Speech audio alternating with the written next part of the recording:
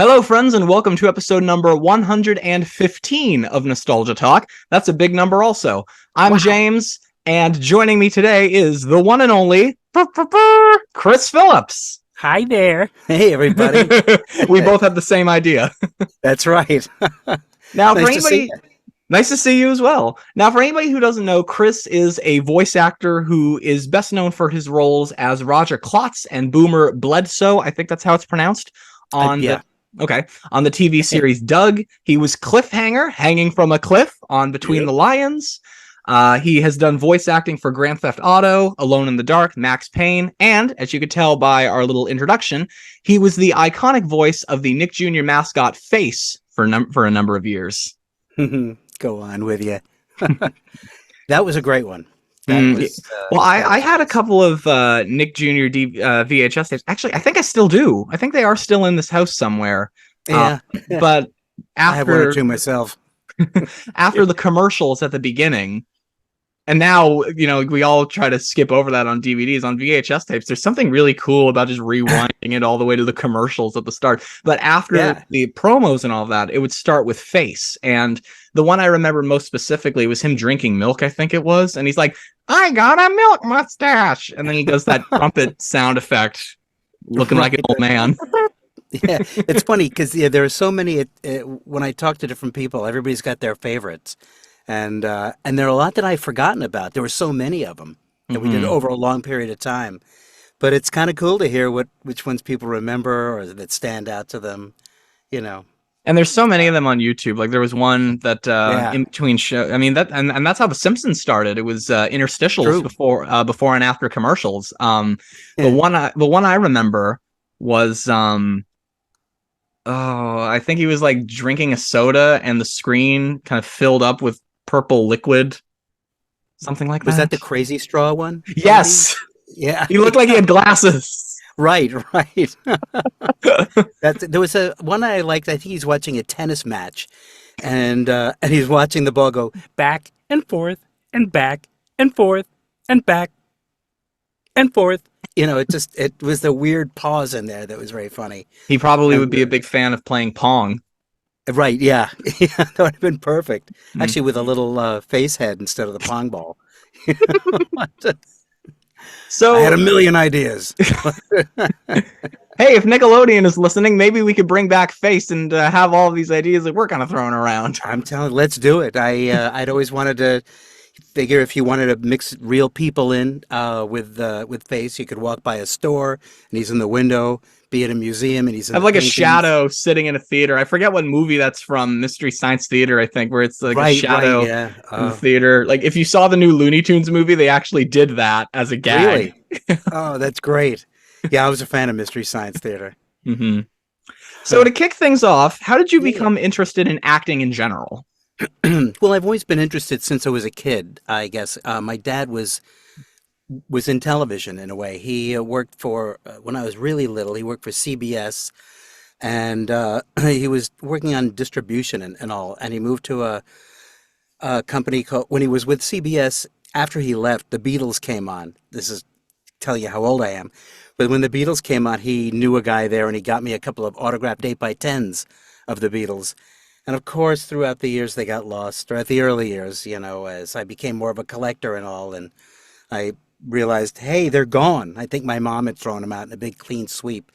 I was always a big saver of stuff. And oh well. But he worked at a company called NTA, which did a lot of repackaging of old cartoons and things. So he'd bring home stuff, and I would go to his office where he would be working on things, and just it was cool to go to productions. He ended up working for a British company called ITC for a number of my teen years, pre-teen to teen years, I guess. And that was really cool. It was like going to his office was like going to the set of Mad Men. It was a bright red carpet, white furniture with red cushions. Everybody was mod. The secretaries all had mini skirts on. Everybody was smoking, and it was just very groovy, And I loved to go to, and he worked only a few blocks from where I went to school. I'd come in after school some days and and he'd set me up in a screening room with a Coke or something to drink, and start running TV shows for me to watch. So I was always around entertainment, and he had friends, so we'd go to tapings of shows every now and then, and it started to just, I was like, I love this. This is what I want to do, and get into this business somehow. And so I guess my interest started as a kid. My grandfather gave me a tape recorder when I was very young, started making tapes, dragging friends of mine in. I would take like a ghost story from like sitting around a campfire, old ghost stories that you'd tell as a kid, and I'd make them into little radio plays. I had sound effect records. I guess I was like the odd kid that had sound effect records. Uh, so we would do like a ghost story. We'd play different parts, and I'd be like the narrator, and put in the sounds later and sort of edit in the roughest of ways back then on reel to reel. And so that's Now sort of that's what got nostalgia. me. Oh my God, yeah, yeah. My first tape recorder was a little reel to reel, and then it got to a bigger reel to reel. I got my dad gave me his, and that the bigger reels, and I still have some of that stuff actually. So Nice. that's kind of cool. Sitting there collecting dust, but anyway.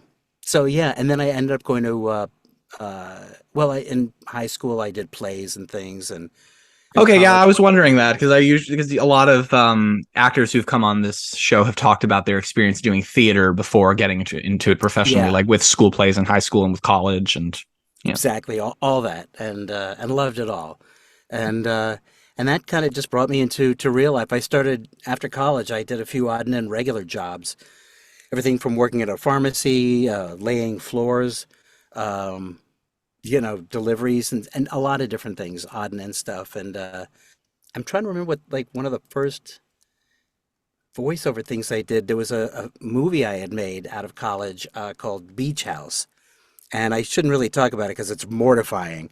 And so if anybody goes to look for it, it's out there. Oh, go But it ahead. was This isn't really for young children. Go ahead. okay. Well, it's not even. They didn't know who their market was. There's a lot of beer drinking in the movie, but it was a lot of fun to make. It was a great summer, and all everybody in it were friends. There were a couple of people that were friends of the director or producer, and they made it into the movie as well. But we all got along great, and the movie was not so red hot, but the experience was terrific. And I ended up doing some radio spots for it. I made a buddy of mine, Eddie Brill, who was also in the movie. He's a stand-up comedian. He and I did some radio spots at home, and they liked him, so we ended up going into a studio and uh, and re-recording them, and they went out on the air. Oh, And nice. I got to know, yeah, the engineer and the guy that came in to produce the radio spots did a lot of children's stuff, and he called me in for a couple of like kids records, like a book on tape kind of thing, and you'd get a cassette and a book or just the album of Munchichis or some, character thing. And I started doing a few of those and loving it. And that guy turned me on to another producer, and I started getting work. I met some people at studios, and they referred me to other clients, and that sort of got it going. It was great. The first thing I ever did that ended up on TV was animated. It was for a grocery chain called Western Beef that's out around this area here, I guess in the New York tri-state area. And it's very kind of cheap commercial. I mean, I went to this guy's office and we did it, amongst the bookshelves and stuff. He had a mic set up. It couldn't have been more cheap, but it made it on the air. And there were a string of those commercials. And that was my first TV spot, you know, and it blossomed from there. Mm. So voice acting was more what you were interested in. Well, originally on camera, Okay. originally just plays and stuff like that, but the voiceover stuff sort of fell into place, and I just sort of went with it. I kept getting more auditions, more work, and I would do a few on camera things here and there, but I could pack more voiceover auditions throughout the day and jobs as well. When you're doing an on camera thing, you're booked out for at least the whole day, and Oh yeah. sometimes a few days. Yeah, if they need to do any reshoots, if it's on location or whatever. And it would have been a lot of fun for me, but the voice stuff clicked. So I, kind of focused on that. And of course, your most iconic role, as we mentioned, is as Yeah. Face. You know, that's Yeah. what we all know you from. How did you get to be like this mascot? I went to an audition. It was that simple. The cool thing I remember about the audition was I got a chance to sit down. Usually just go up to the mic and there's a stand, but this had like a chair and a table. So I'm like, oh, this is comfortable. So I sat down to that, and the script that we got actually said doot-de doo in it. And I don't know what they had in mind. Like everybody, like, this is Face, doot-de doo, you know. I don't know. But for some weird reason, I did the trumpet thing. And because I used to, do that, accompany myself. I play guitar and all. And, you know, the poor man's entertainment. And the next thing I knew, they were liking that. But the first voice I did was closer to the character Barney. It was something more like, "Hi, Face here," kind of thing. But they called me in to a meeting. Some people liked that voice. Some people wanted to hear something else. They liked the trumpet thing a lot. And so I remember sitting at this long table, and they had unraveled a microphone and a tape recorder, put it in front of me, and had me just read a script doing a bunch of different voices. Actually, before they had me do that, they showed me the demo of Face, and it had a British guy's voice in it, and he spoke very softly, with a lot of pauses in between, and it was spooky. It seeing Face and talking like that, and then the eyes would move, and it was very It'd stilted. be a good narrator for a Halloween special. Oh, it was great. It was really creepy, and I was like, I got to get this gig because this is cool. But I did a bunch of voices, like the people on one half of the table would like it, the others would say, "Nah, what else you got?" And I'd do another voice, and they'd like it, and then the other side of the table would go, "What else have you got?" And I went back and forth, and did a bunch of voices, and at the end, they're literally picking Back, up the tape forth, back, back forth, and forth. back, It all forth. comes back and forth.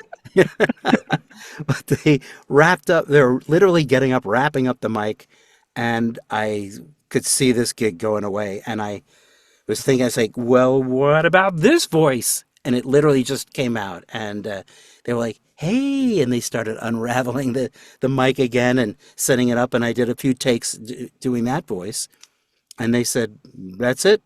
And I became Face by the skin of my teeth. Was it always going to be just a face? Like, do you know if they had any other ideas for what they wanted their mascot to be?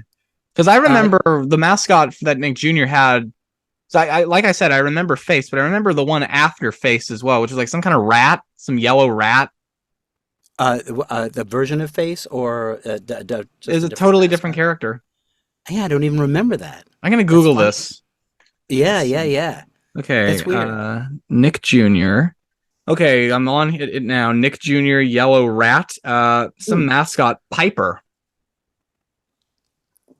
Oh, right. That I do recognize him. Okay, I don't yeah, I remember. Yeah, I didn't. I guess he didn't last too long. I do remember Piper. I didn't remember the name until just now. All I remember was some yellow rodent. But I remember Right. I remember Face being so much more outgoing.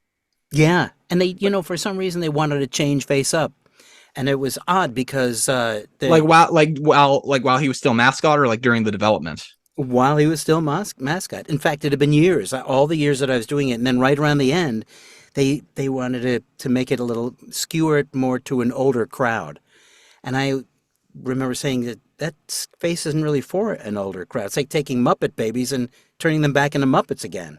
It's sort of against what the whole idea was, and it's sort of like putting hot sauce in baby food or something. It's like you wouldn't really want to take it to that level.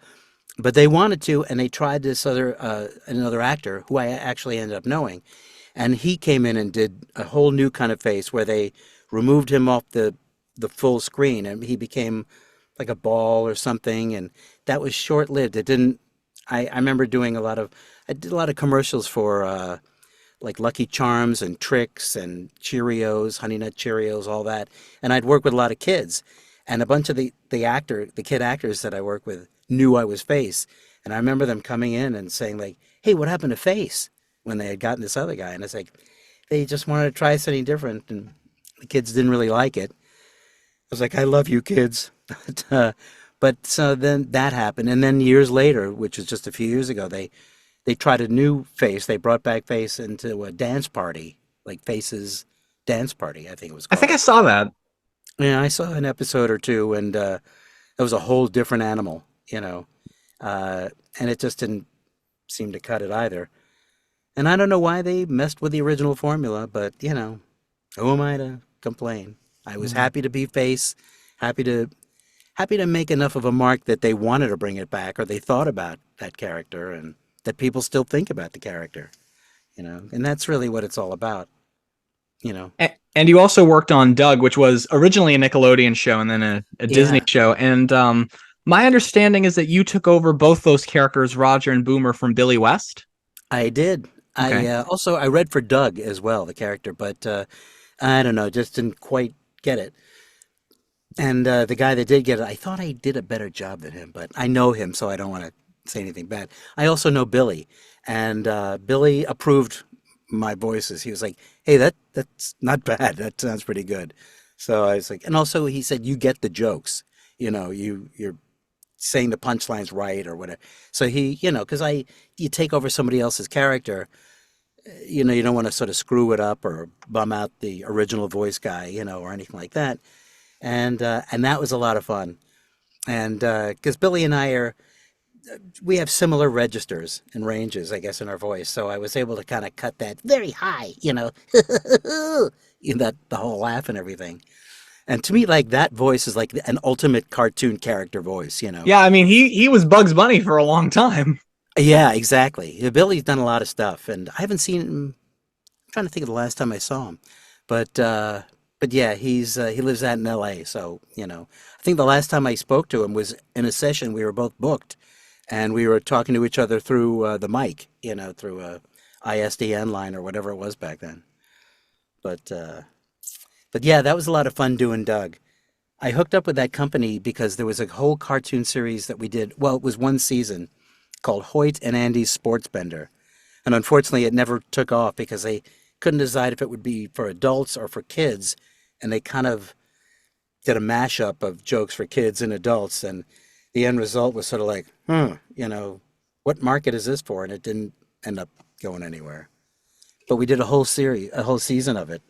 So it's a shame, but I met the directors and the producers, and they called me in when Billy wasn't going to go out. Billy ended up moving to California, and that's one of the main reasons that they Yeah, because I think that's changed around the voices. time that he did Futurama. I think so. Yeah, I think it was a little before Futurama, Okay. actually. But yeah, he kept telling me whenever he'd come back and do a gig or an audition, we'd meet up. He'd say, "Chris, you got to come to L.A. The bookings. I can't sneeze without getting a booking." It's like, really? Yeah, I'm on my way, and I never went out there. But And not oh, sorry, go ahead. no, that's pretty much it. And not only did you do the Doug TV show, but you also did the movie as well. True. Mhm. That One of that my was cool. previous guests actually was Ken Scarborough, who was, of course, head. Really? Yeah, he was head. Of course, he was head writer for Doug and Yeah, yeah. wrote the movie as well, and just Ah, finished up a gig as head writer for Sesame Street. wow. That was a lot of fun. That was a cool experience doing the movie. It was even cooler watching it we had a premiere at a Broadway theater, which was really awesome. But the movie was very different from the TV show. And I think there were certain changes that I missed the organic music that Fred Newman and Dan Sawyer had done. There really wasn't much of any of that. It was scored like more of a big motion picture with a full orchestra, and that was cool at times. But I sort of missed the chicka chapa, a lot of Fred Newman stuff, and Dan's got great music, that he writes. So I just had I was in another cartoon for the same production company, and both of those guys had been involved with it. It was called PB&J Otter for the Disney Yes, I Channel. was just about to bring that up. And we did a podcast where we had a reunion, and it was great to see those guys again.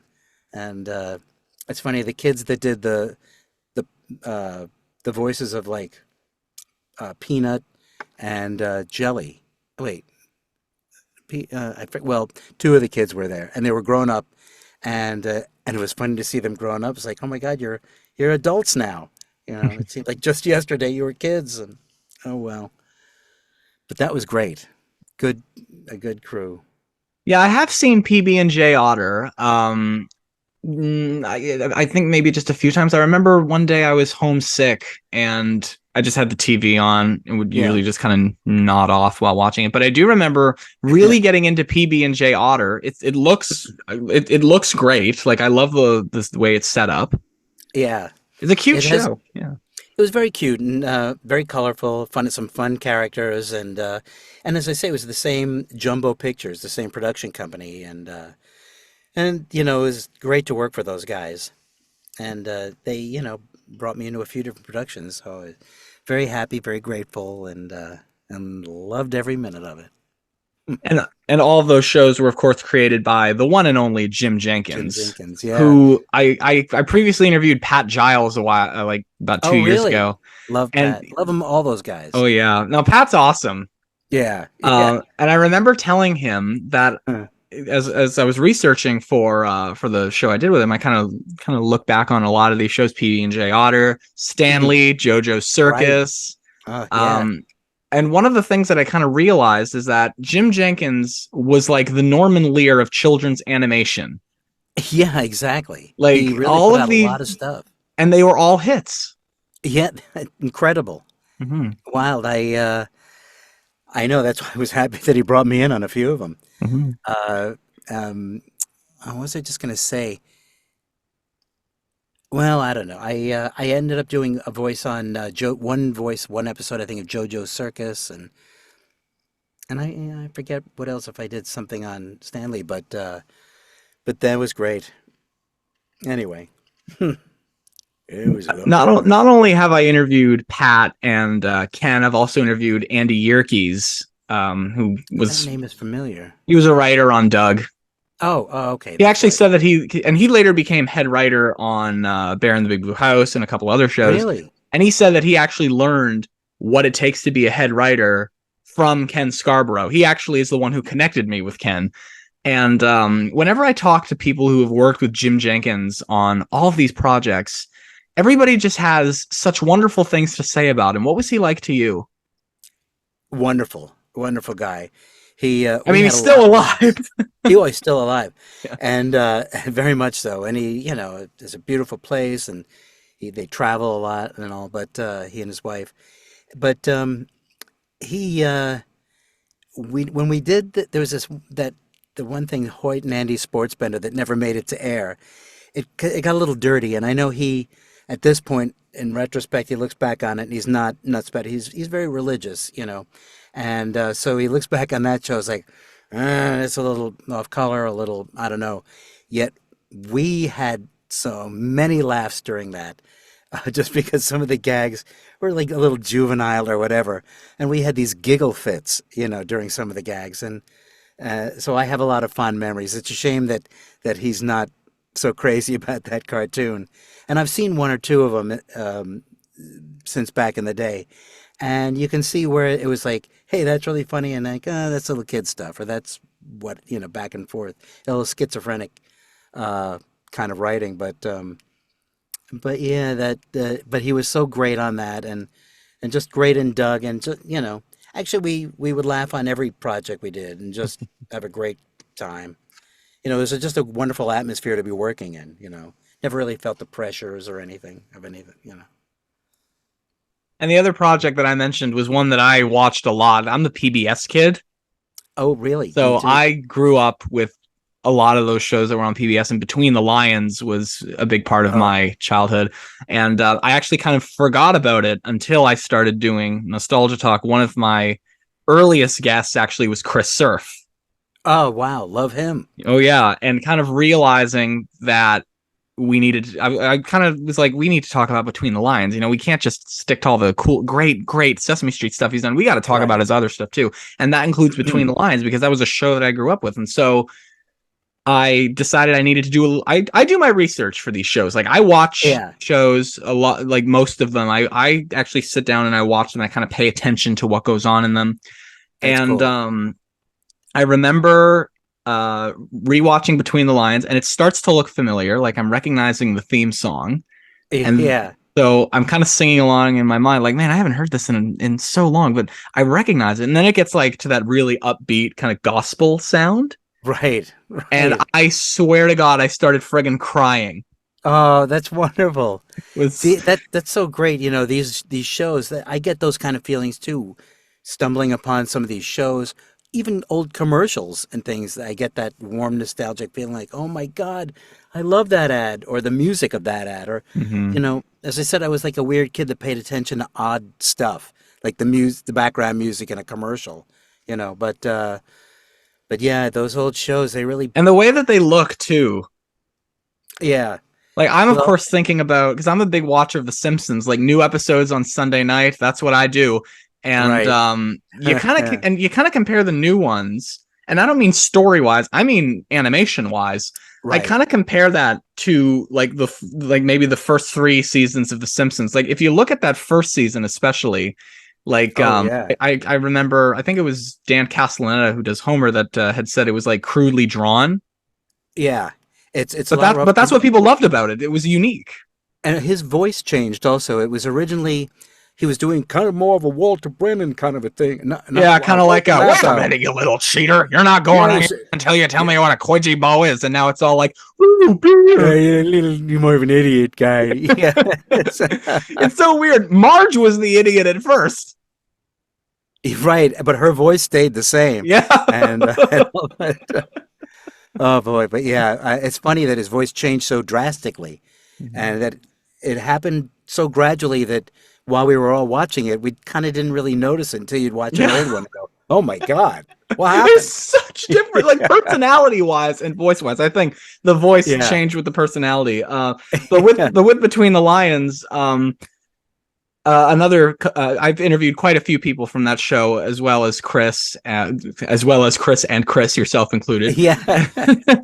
No, I've interviewed Noel McNeil, Pam Arciero, Norman Stiles, Wow, and wow. one of the other co-creators. I don't know if you know that Norman was head writer for Sesame Street, right?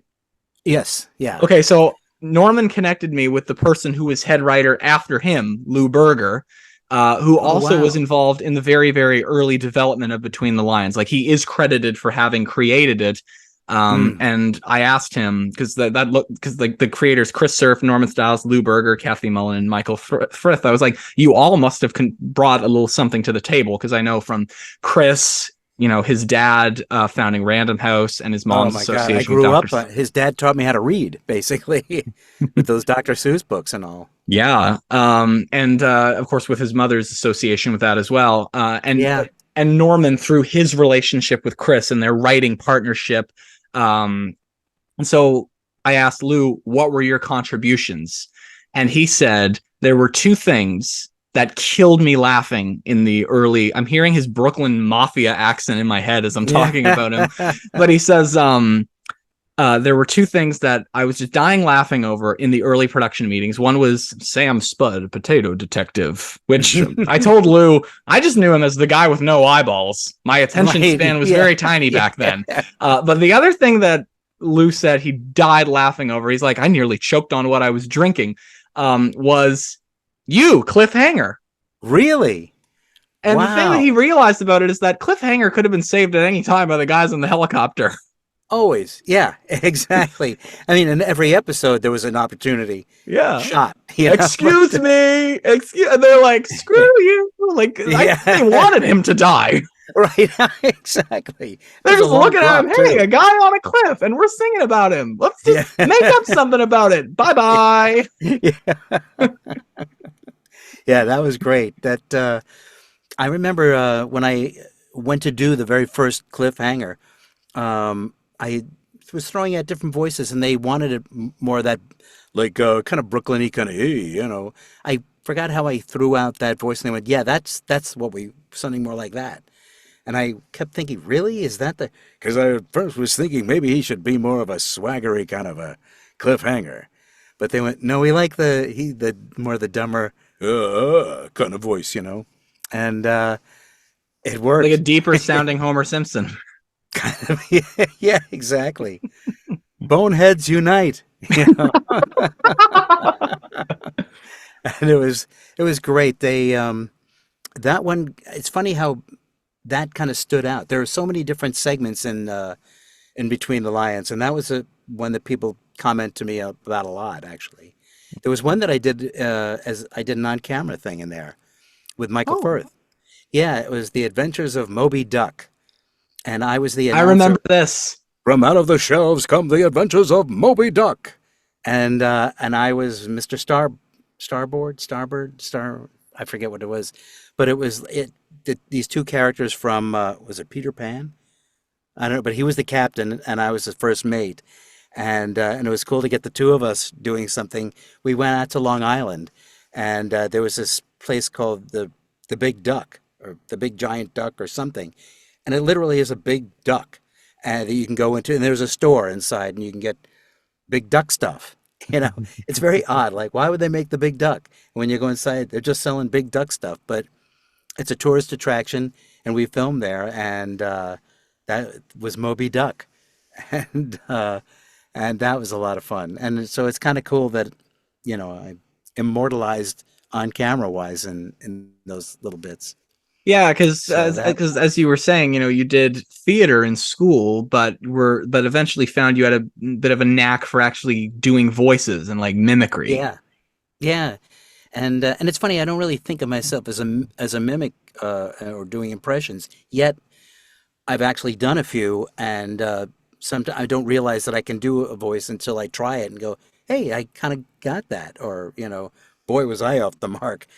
But but yeah, one time I got a gig. Do you remember the MTV show Celebrity Deathmatch? I know the name. Yeah, they would. It was a claymation kind of a thing, and they would have Okay, people yeah, now this is sounding impersonate, and they familiar. were Yeah. fighting to the death. It was very violent. And I had booked to do a booking to do the voice of Captain Kirk. They wanted Captain Kirk and Captain Picard fighting each other, and I did that whole episode, and it was a little intimidating because I wasn't in a booth. I was in a room where all these producers and writers were just sitting right there. There's a couch here and a couple of chairs there, and I'm standing in the middle of them in a small room doing a rough Captain Kirk. But it actually kind of worked out, and I was happy the way it turned out. But they ended up not releasing that one. That's the only one it got banned Ooh. actually from from airing because Paramount Pictures didn't want to see their two captains fighting to the death. So they said, no, no, no, we don't want to let that one go. So I said, great. It happens to be the one I'm in doesn't make it. But it was that would have been, hey, here's my impersonation of Captain Kirk. But no. And I don't think I think I may have lost it now through the years. But I was gonna say, I was wondering if maybe somebody has it on YouTube or whatever.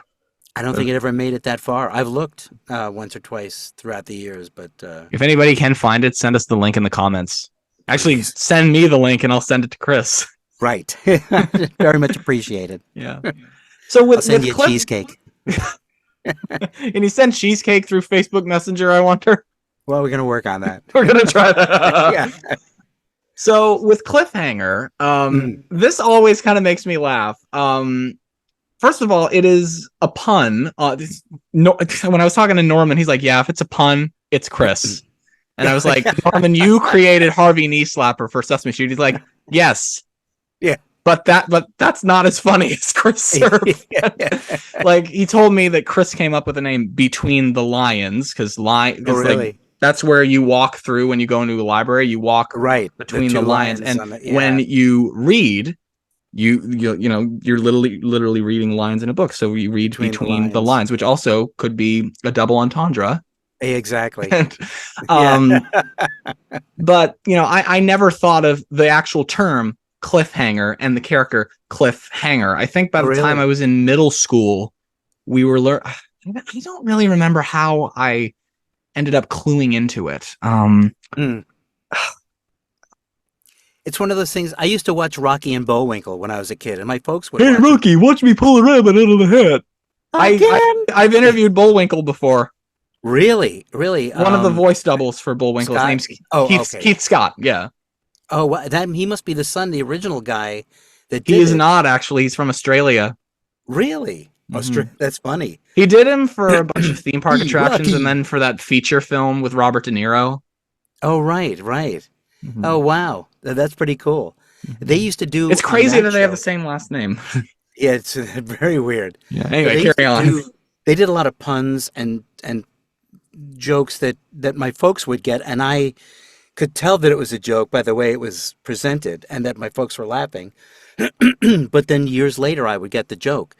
There was Hmm. some line that ended up a show where they were saying, "This is they had a yacht with all these rubies in it that Bullwinkle is holding, or somebody's going," and they said it's the ruby yacht of Omar Khayyam. And I didn't know what that meant, or I just saw a ruby laden yacht. Years later, I'm going through a video store, like a Blockbuster video, and I pull out this one movie. It's called The Rubaiyat, which means stories of Omar Khayyam, this a guy, an Indian guy, and he wrote like the what is it, the Alibaba and the 40 Thieves, and a lot of these classical books. So the Rubaiyat of over, I finally got the joke like decades later by seeing that video. Like, oh wow, that's the gag. Because for some reason I had always remembered that one joke, and that I never got it. I never understood it.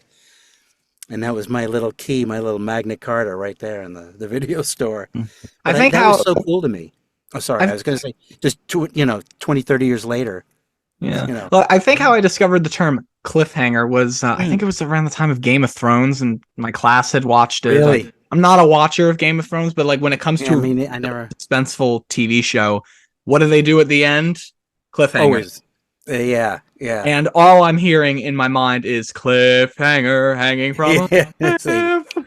that's it. Yeah.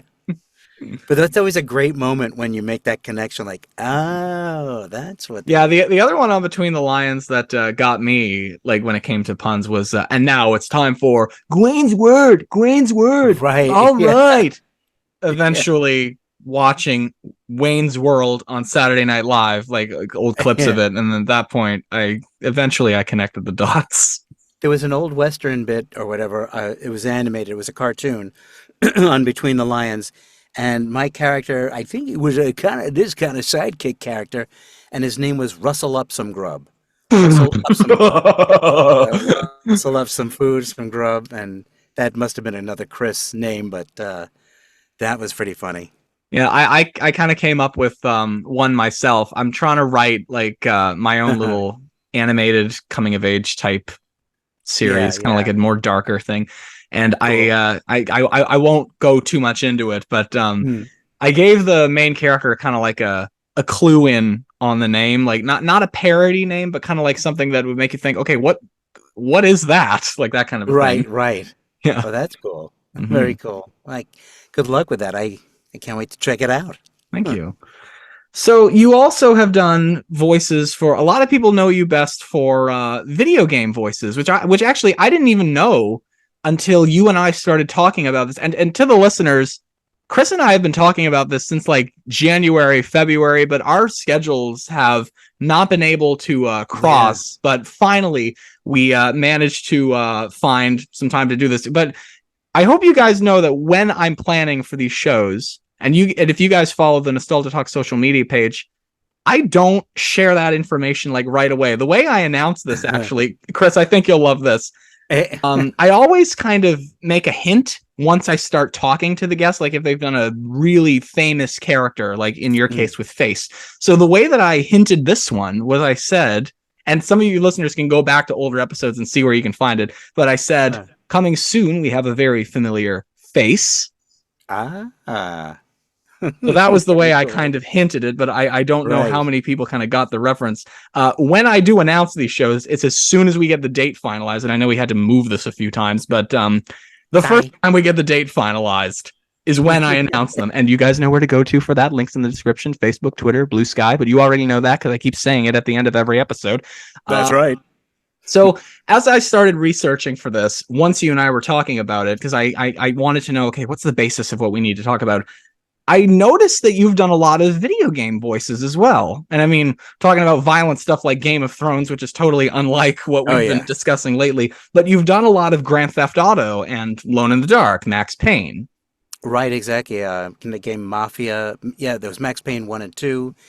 I haven't done any for a while now, but yeah, all of a sudden I was doing a bunch of different games, and I think there are one or two credits that are out there that I am not involved with. I can't remember what they are offhand.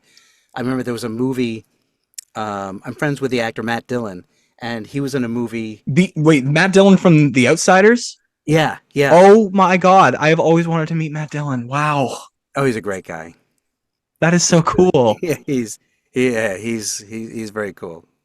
But he's always out in some Asian location or some place he's making movies and working on projects and stuff like that. It's really cool. And he's been painting a lot, like drawing and painting, which is very cool. But he's I forgot what I was starting to say Oh actually. yeah, we were talking about the video Uh, game stuff. oh, so Sorry. yeah, he was in a movie called, I think it was To Die For, might have been the title of that. And for some weird reason, I kept getting a credit in it, and I hadn't even seen the movie at that point. And I remember speaking to Matt about it. And he said, "Yeah, I don't know how that happened. If it was through association or whatever, but there was a video game as well that I got a credit for that I wasn't on. But most of those I actually am, and unfortunately, I never really get to hear my characters on these games because I'm so bad at these games. I get killed a lot of times before my character comes up. So I have to go to YouTube and watch clips. And I go, hey, that's that. I remember doing that. That's me. That's how that looks. You know, So is it but like when you get miscredited? Is that like on IMDb or in the video game they just miscredit you? IMDb. Okay, yeah, I've heard that before from previous guests. Do Oh you yeah. know Laura Faye Smith? I'm not too sure if I do. So Not she's personally. Rosalina for Mario, like the Mario video games. Oh really? Oh, She very she cool. came on the show. Man, that was a big one among my friend groups because Really? we're all in our 20s now. We're all old enough to remember when Rosalina was new. And Right. Oh I yeah. remember one of my friends coming up to me, maybe sometime after I had recorded with her, and he's like, "Can I just say, you interviewed my favorite Mario character ever, and it's so cool that you Oh, got to interview the voice of Rosalina." And like, I that's great. had Yeah. a friend who was over the day of, but left after Yeah. that. But that happens to her and it's happened to a couple of other previous guests. So now when I do my Yeah. research, I'm really really careful with what I research on IMDb. I have to watch the thing too. It's always amazing to me how these credits, somebody finds them and puts them out like on a Wikipedia page. I Yeah. never started a Wikipedia page, but I have one, and it gets updated, and every now and then there are mistakes or not correct Yeah, that's the information. problem. It's so easy to edit Wikipedia. It is, and anybody can do it, and I've tried to. I actually have fixed a few things, and I think most of the time it gets stayed fixed. You know, To but all internet trolls out there, remember that. yeah, right. If you see something being adjusted, it might be me, adjusting it, but I kind of would like to be able to sign off on it. Like, this is what really happened. Sign Chris. But Yeah, just be like Jimmy Kimmel, just stand there with a big smirk and be like, yeah, nothing about exactly. that is true. Yeah, love it. So, so with video games, Mm. I've learned from Laura and also from Kenny James, who plays Bowser in the Mario games, Oh, wow. how that works. I kind and like mostly from Laura, I've learned about like video game scripts, like because they did a thing where Rosalina was playable, and in Mario they have power ups. One of the power ups was a cat Right. costume, which I Yeah. don't quite understand, but it would be like if one of the I don't know how much you know about Mario. I'm just showing how much of a nerd I am. But like if hit by Yeah. something, the line would be "cat in distress." Mm. Um, so how different is doing video games for you as opposed to doing cartoons? Because again, we all know you from the cartoons. That's your specialty. Right. Well, with video games, it's a lot more work, and it can be very exhausting. Longer, sometimes it's longer hours, but it's many takes and many versions because with a video game, you can have different outcomes. So, like a lot of my characters, any bad guy characters, I'm killing people and then I'm getting killed. I'm wounding somebody and I'm getting wounded. So you're constantly like, just big screams or whatnot, either you Except not attacking a princess somebody. in a cat costume. No, yeah, see, I got to do more of those games. It's easier on the voice, Mhm. but yeah, those they'll take a lot out of you, and they'll say, "Give me even more," and I'm like, "Oh my God," and you're cracking a sweat and just like whatever. But Especially for something like Grand Theft Auto, which I'm not a yeah, player of that stuff, but but I've seen it being played. Like my friend's son plays it. right.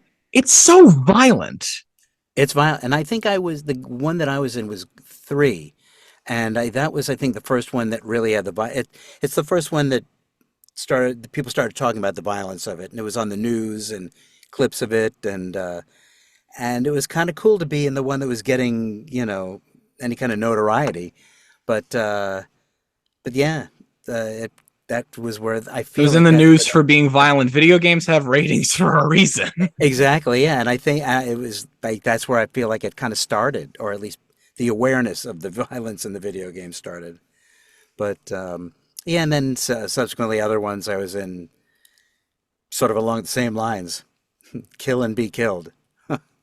So different from Face and from Doug. It's not too different from Cliffhanger because he was on the verge of being killed by the people in the True, yeah. helicopter. There's always the element of death. Yeah. Well, it's more so. I just realized this actually. What I like about Cliffhanger is that it teaches problem solving because in Yeah, yeah. everyone, it's can't hold on much longer. Like Yeah. he really sounds like he's nervous about dying, which any normal person would be. Right. But he always pulls out his trusty survivor manual. And one Right. that I remember best was That it was was Michael Firth that did that voice, I believe. oh I didn't I actually Trusty. I think it might have been Tyler Bunch. Was it? I thought that It's one was Michael, but maybe it sounded a little you bit more may like be. Tyler. And Well, yeah, you're more actually the researcher than. I think it was because he was a previous guest and we were talking about Cliffhanger. So Oh well, in that case, then here we go. Yeah. he Um would. Yeah. yeah. But with Cliffhanger, the one I remember is him landing on a bed, but it was so bouncy, he bounced back up and bed was gone. He had to grab the cliff again or something like that. Cliffhanger was the most unlucky character on TV. A million opportunities to escape, never made it, unfortunately. But we And all who rooted for knows, him. 25 years later, he probably is still hanging from that cliff without food or water. Yeah, yeah. Well, he's got a lot of stamina, and Yeah. that's If another he's thing that able to these hold on to kids. it for that long, then yeah. Yeah, yeah. Well, you see those arms; he's ripped. True, yeah. Yeah, Although that would probably pull the cliff off more than it would. sure. Or at least the branch. Yeah. Well, Uh, that's all I've got here. Is there anything you want to say to wrap up? I can't really think of anything. Yeah, if there's anyone else that's looking for voices, give me a call. I'm available. Uh, it's one of the most fun jobs I can think of doing voiceovers, and I've had just the greatest time doing all those classic cartoons, and who knew they were classic when I was doing them. I was just loving doing them all, and as time has gone on, I feel so proud and blessed to have been involved in some great work out there. So it's a big appreciation and thanks for watching, and you know I, I'm still here, damn it. Well, Chris, thank you very much for coming on Nostalgia Talk today for another Oh, Throwback Thursday. thanks, James. It's great to be here.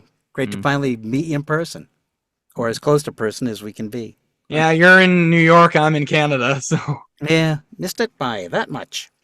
So, and to anyway. all listeners, I will see you on the next Nostalgia Talk. And Face, if you're there, you got your trumpet ready? You want to close us out? Yeah, see you next time, and thanks for watching.